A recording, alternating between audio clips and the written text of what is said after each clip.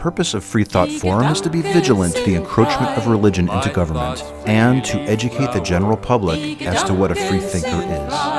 My thoughts give me power. No scholar can map them. No hunter can trap them. No person can deny. Die Gedanken sind frei. No person can deny. Die Gedanken sind frei. Hello, I'm Howard Thompson, your host for this segment of Freethought Forum, a place where you are free to think about things and examine things. I'm glad to be here today at the invitation of Catherine Fahringer, the emeritus producer of the show. Today we have a topic of the Yugoslav Auschwitz and the Vatican, a book by Vladimir Dedijer, and I'm sure that the translator, who is my guest, Harvey Kendall, will tell me how badly I mutilated that pronunciation in just a few moments.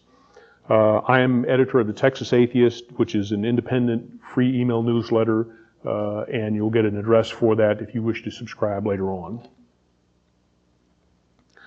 But first, let's have a few news updates. We have some local events. Ingersoll was remembered at the Comfort Rock. County threatens Freethinker Rock, and Comal County may fund religion. But first, let's go to local events, and we have a promotion tape about the local Freethinker Association of San Antonio, or Central Texas, regular meetings at the Cafe Latino, and I believe I have given them probably almost enough time to cue that up and play it.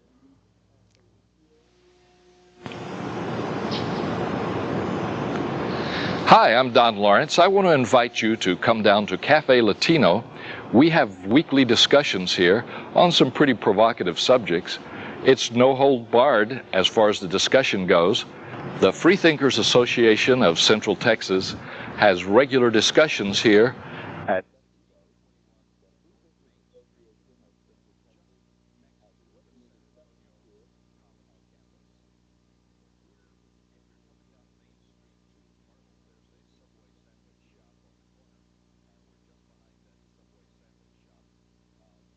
We have discussions here every Wednesday night at 6:30, and then on Fridays at 12:30 just after noon. We talk about all kinds of interesting subjects. The one we just talked about tonight was more virgins in the volcano, how not to fix America. And basically the ground we covered was that in times of stress, a culture tends to do ritualistic things that may have no value.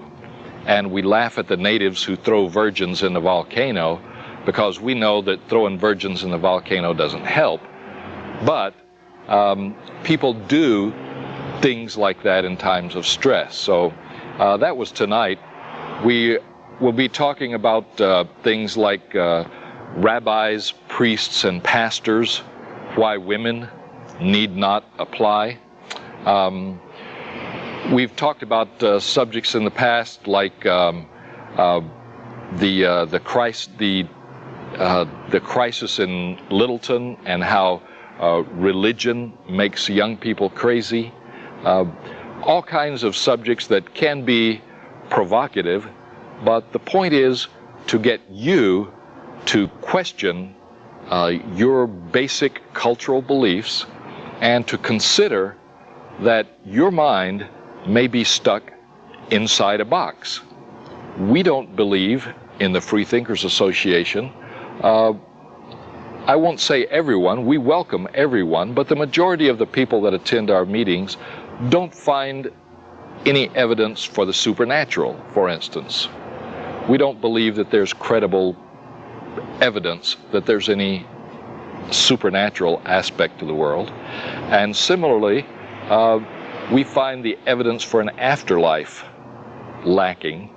And we've talked about has a miracle ever occurred? Of course, there's no evidence that anything supernatural has ever occurred in the world. So we'd like for you to come down and talk to us. We're the Freethinkers Association of Central Texas. We welcome everybody. If you believe in the supernatural, if you believe there's some kind of God or supreme being, we're happy to talk to you about that. Most of us are agnostic or atheist, But we don't ridicule or humiliate or shun anyone. We'd be happy to have you come and talk to us about these kinds of subjects. So we'd like for you to come down and be with us again.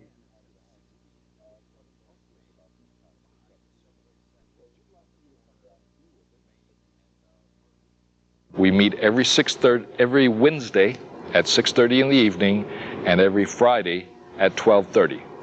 Come down and meet us, and we'll be real happy to meet you and make you welcome. Thanks very much. Thanks for that information, Don. I have up here a slide that does have some information about local contacts for the Freethinkers Association of Central Texas and the Texas Hill Country Freethinkers. Please feel free to contact these people if you want some more information or some specifics about their meetings. They do have newsletters that you can get in contact with. In the rest of our news,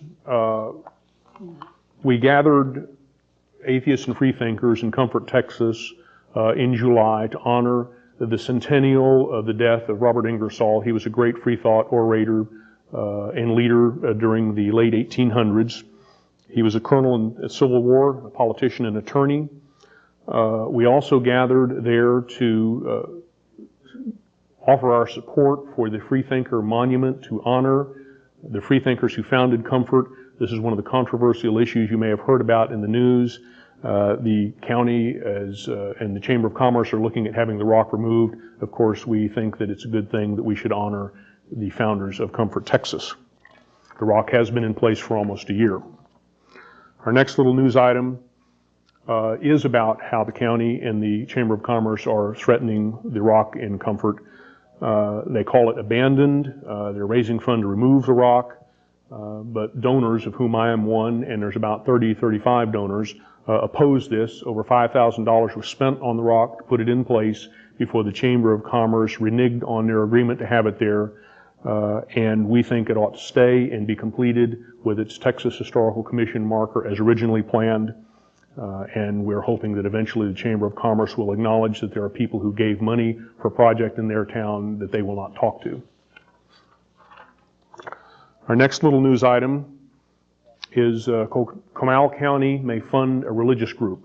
This is a possibility that's arisen. There is an evangelical group in Comal County, the Comal County Christian Pro-Life Group, that has asked the Comal County Commissioners for a $5,000 grant so that they can carry out their activities. If the Comal County Commissioners were to do this, this would be a clear violation of the First Amendment, which does guarantee separation of church and state. And we should note in our history that President James Madison did veto 2 bills during his presidency that would have given funds and land and to support churches, which lets you know that our founding fathers didn't think government should fund churches. Which brings us to our topic today and our guest, Harvey Kendall. Harvey Kendall has translated a book called The Yugoslav Auschwitz in the Vatican by Vladimir Dedijer, which is put out by Prometheus Books, and I'll give you a mailing address and a website for that later. Dedijer's book documents the years of World War II as the Croatian fascists, with the support and direction of the Roman Catholic Church, joined with the Nazi occupation of Yugoslavia in an effort to eradicate Orthodox Christians, Serbs, Bosnian Muslims, Jews, homosexuals, and political opponents. Harvey is the secretary for the Freethinkers Association of Central Texas. He translated the book, and we're glad to have him here today. Hi, Harvey. Well, thank you. Let's kick off the discussion by asking you how you found out about this book and how you came to be the translator.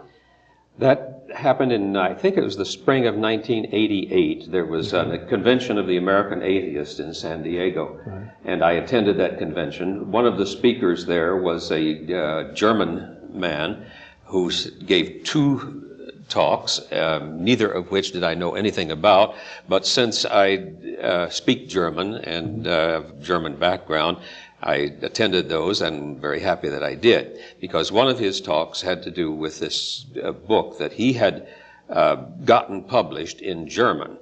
The book was written originally in Serbo-Croatian, and it was published in Yugoslavia, but had very small circulation due to political reasons. And he got a hold of it and had it translated into German, and then I translated from the German to the English. I talked to that man. His name was Gottfried Niemitz, and I asked him if he had any intention of having it published in English, and he said that he wasn't able to find a translator, so I handed him my card, and all started from there. Well, it's one of those things that happens when people get together and have common interests.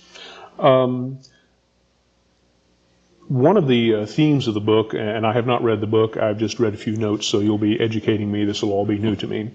One of the themes of the book, I gather, is the Vatican's participation with the Nazi occupation of Yugoslavia during World War II, and how they worked with Croatians and the fascist forces to carry out the same types of genocidal, maybe is a good word, activities against certain groups in Yugoslavia. Has there been any response from the Vatican to this that you know of offhand? I know of absolutely nothing. I think that it's only typical that the church authorities, when they're backed into a corner, they say nothing, and it usually gets them off the hook. Well, why don't you describe some of the things that the book describes that are disturbing in terms of how people are hurt and loss of freedoms, and what happens when we have a tyranny that this is an example of, I think. Well, we should understand, I think, first of all, a little bit about the political situation. There was a man in former Yugoslavia who in 1929, I believe it was, founded a fascist party. It's called the Ustasha, and Ustasha means rebel in Serbo-Croatian.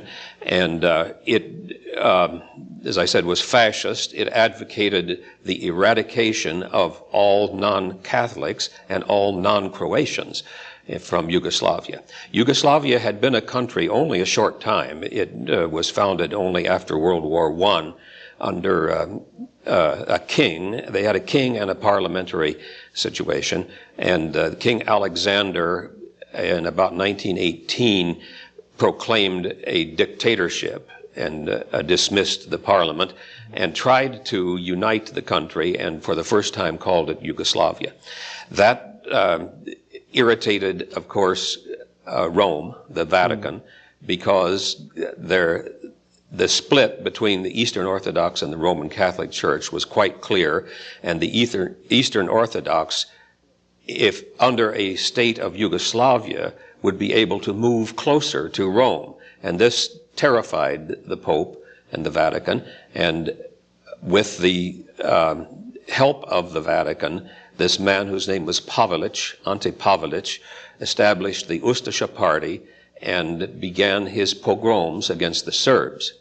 Now, just so that our audience is clear, the Croatians are Roman Catholics, the Serbs are Orthodox Christians, and it was primarily the Catholic Serbs against the Orthodox Christians. That was their major activity? Yes. If we can have a look at this map here, if you see in the upper left-hand corner, Slovenia and Croatia, these were primarily the Roman Catholic areas of the country. And then to the far east is Serbia. Serbia was the home of the Eastern Orthodox Yugoslav branch there.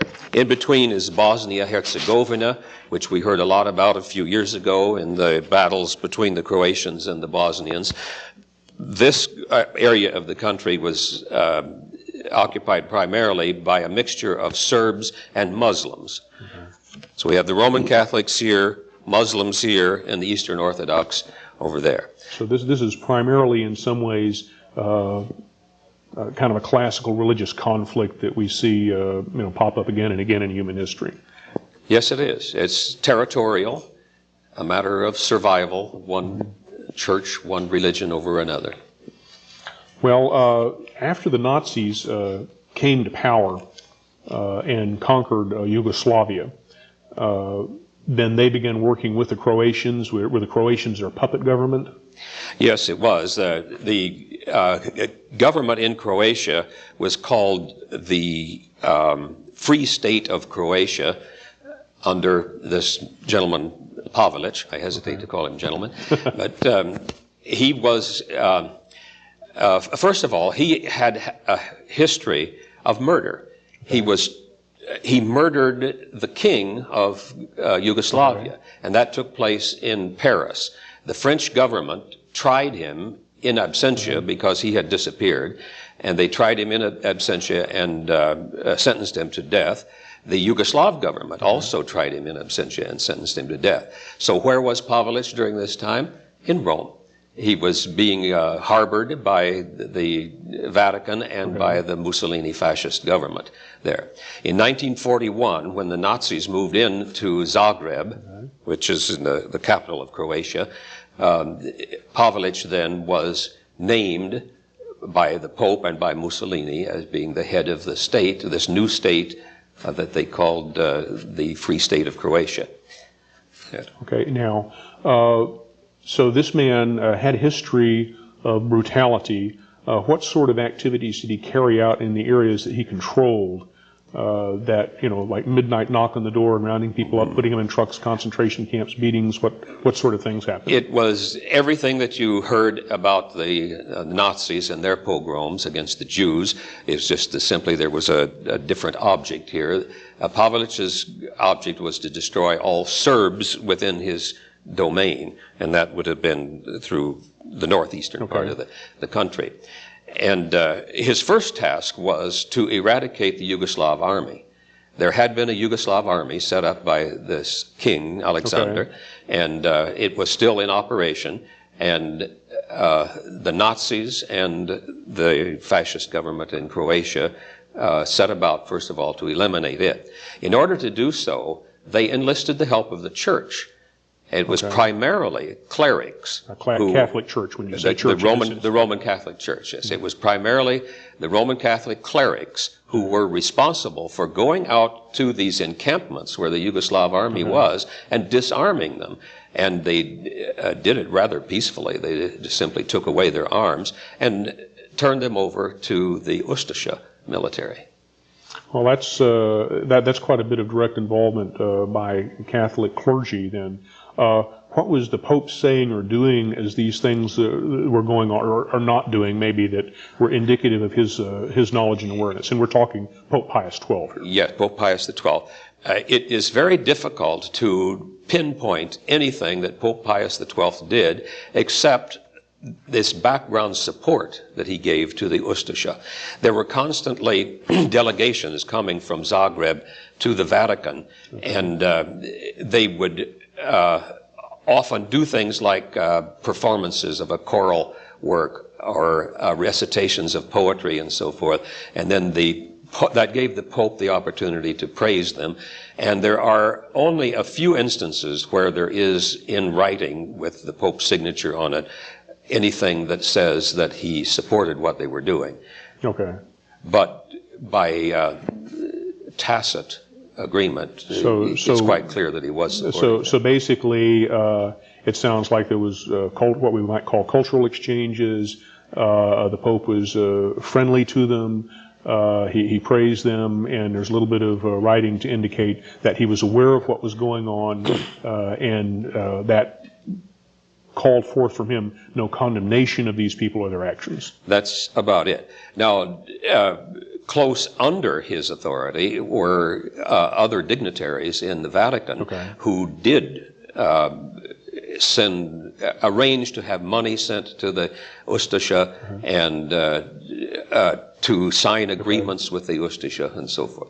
Well, can you give us an idea of how many people this affected in the areas controlled by the Croatian fascists, and numbers of people sent to concentration camps, killed or missing, that sort of thing? Okay, the figures vary, the same as they do for Nazi Germany, but the United States claimed that there were 200,000 Serbs, Gypsies, Muslims, homosexuals, and general opponents of the state who were slaughtered by the Ustasha.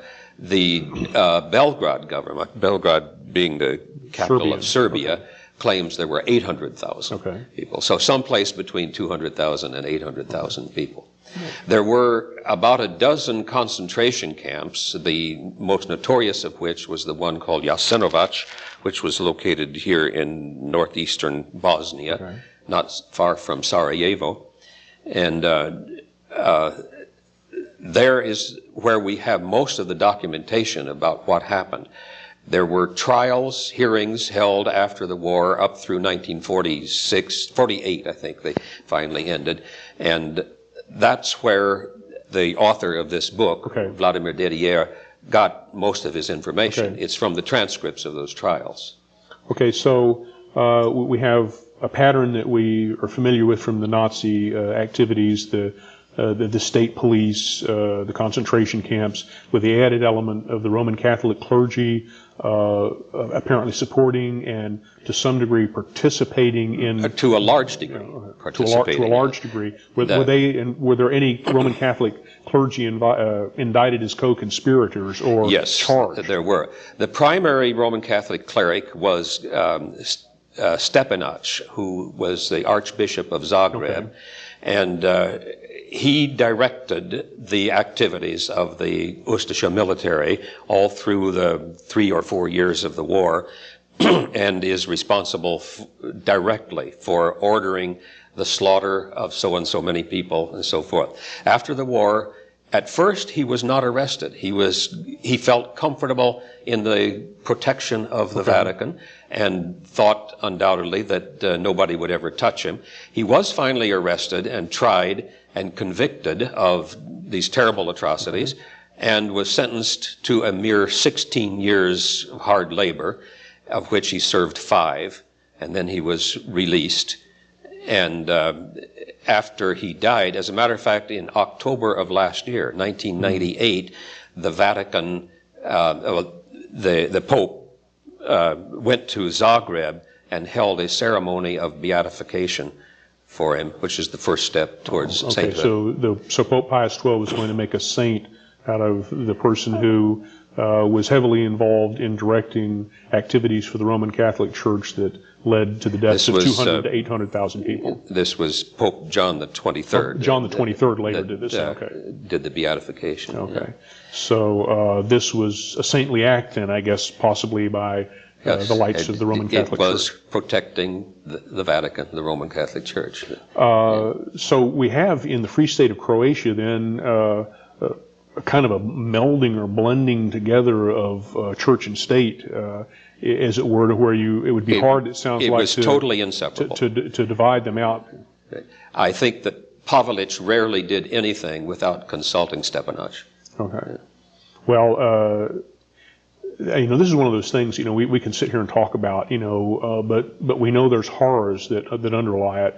Are there any incidences that struck you and stuck in your mind particularly? The 2 times there were huge massacres held in churches. These were Roman Catholic churches where Stepinac had ordered that the villagers and surrounding people in these 2 different places be brought to the church and converted. That was his line. The official task of the Ustasha government was to convert 1/3 of the Serbs to Roman Catholicism, to export 1/3 of them, and to murder 1/3 of them. And Stepinac had a hand in this, and he often provided the orders. And these people were herded into the church, and they were first of all sent through this ceremony of a conversion, where they signed certificates, and these were put on file. And then the church was set afire, and they were burned. Or that was in one instance. In the other instance, they were clubbed to death by wooden mallets. Some 700 or 800 people in one afternoon. Was any rationale offered for why converting people and then killing them? It gave the church numbers. You know, they had more people that they could say were Roman Catholics. And I guess there's always the rationale that they're converted, they've been saved, we're sending them straight to heaven before they recant. Undoubtedly. Well, this sort of thing just always astounds me. We think of ourselves as kind of a civilized, modern world, and yet here, within our lifetimes, these things have happened. They're still happening in Yugoslavia. The Serbians are, having their inning, so to speak, and again, based a lot on religious. I wanted to make it clear that my sympathies are neither with the Croatians nor the Serbs. These are people who are so hate-filled, I think there is no hope for them in our lifetimes to come to terms with these terrible backgrounds that they have. Well, it's real tough. Has the Vatican ever said anything, any apology, acknowledgement, or anything to your knowledge? No, quite the contrary. They are constantly honoring these criminals that did all of these terrible deeds. Pavelić, for instance, was allowed to escape. And this was arranged, believe it or not, by an agreement between the Pope,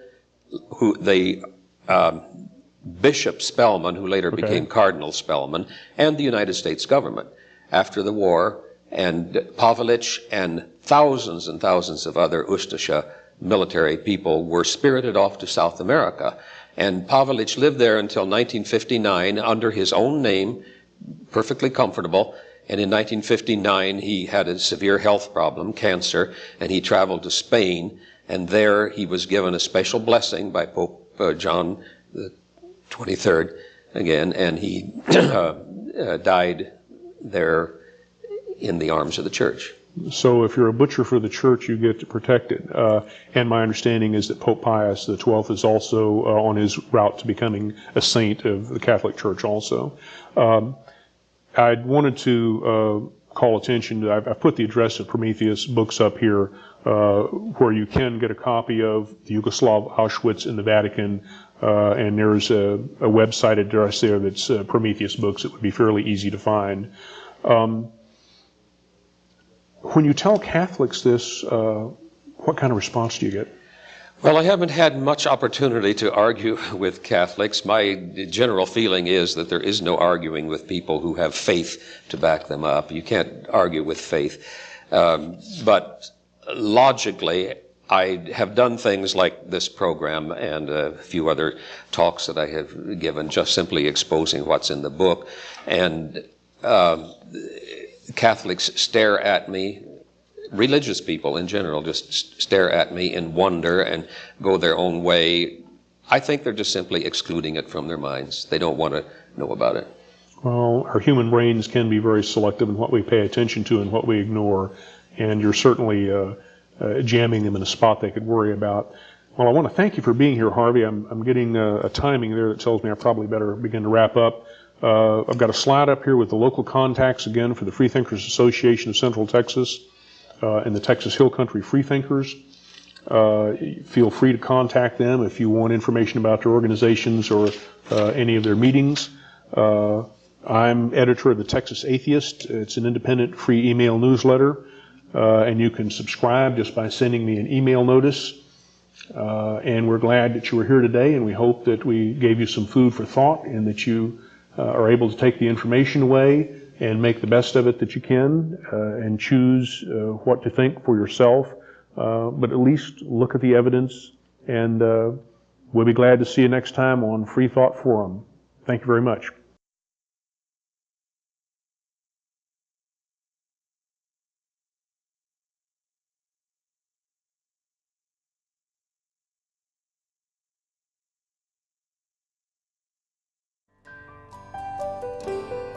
I think as I please, and this gives me pleasure.